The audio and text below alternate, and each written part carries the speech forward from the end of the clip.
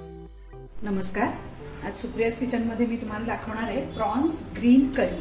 त्यासाठी इथे एका पॅनमध्ये आपण 3 चमचे तेल घेऊया.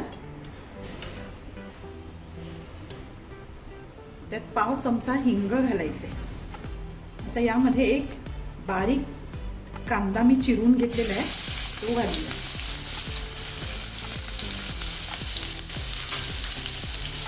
थोडासा परतून घ्यायचा मऊ होईपर्यंत. इथे आपण हे प्रॉन्स घेतला, दोरा काळा दोरा काढून स्वच्छ साफ करून धुवून घेतलेले आहे. आता कांदा मऊ झालेला आहे. त्यात हळद घालायची आहे पाव चमचा. आता हळद चांगली परतून झाल्यावर यामध्ये मी प्रॉन्स बरोबर एक बटाटा घालणार आहे. हा अतिशय छान लागतो प्रॉन्स बरोबर करीमध्ये. तुम्ही पण घालून बघा. आता व्यवस्थित परतून घ्यायचं आहे तेलावर जरा. आता यामध्ये आपण हे प्रॉन्स घालायचे.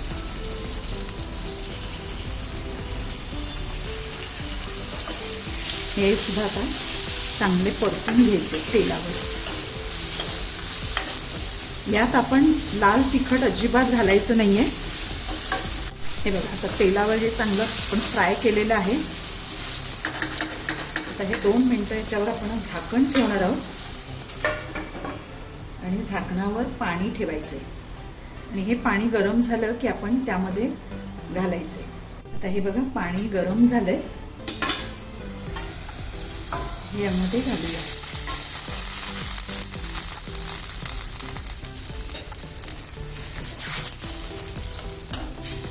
आणि आपल्याला आपले प्रॉन्स आणि बटाटा शिजवून घ्यायचं आहे झाकण ठेवून. हे शिजायला फार वेळ लागत नाही, अगदी 5 मिनिटात छान शिजतं. तोपर्यंत आपण एक मसाला करून घेऊया. तर याच्या ग्रेव्हीसाठी आपण एक मसाला करून वाटण करून घेणार आहोत. त्यासाठी मी हे ओलं खोबरं घेतलंय, मिरच्या घेतल्यात, या 2च घेतल्यात कारण या खूप तिखट आहेत.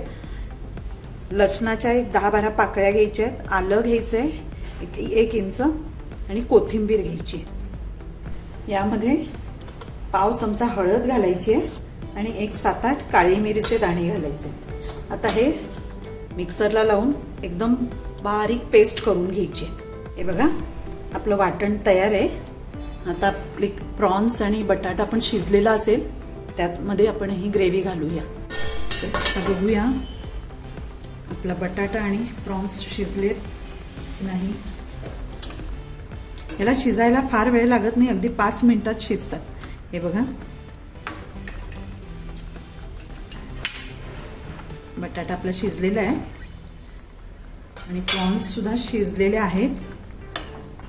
आता आपण हे जे वाटण केलेलं आहे ते त्यामध्ये घालायचे. थोडंसं पातळच करायचं म्हणजे हे तुम्ही भाताबरोबर सुद्धा अगदी टेस्टी लागतं. तुम्ही भातावर सुद्धा डाळीच्या ऐवजी किंवा आमटीच्या ऐवजी घेऊ शकता. यामध्ये पाणी घालून घेऊया. हे बघा हे असं थोडं पातळ करायचं आहे कारण ह्याला हे उकळी आणली की थोडं घट्ट होणार आहे. आणि हे तुम्ही भातावर सुद्धा घेऊ शकता, अतिशय सुंदर लागतं. आता यामध्ये आपण घालणार आहोत आमसुलं. आमसुलं ही घालायचीच यामध्ये, त्यामुळे या करीला अतिशय सुंदर अशी चव येते. आता यात आपण घालणार आहोत मीठ.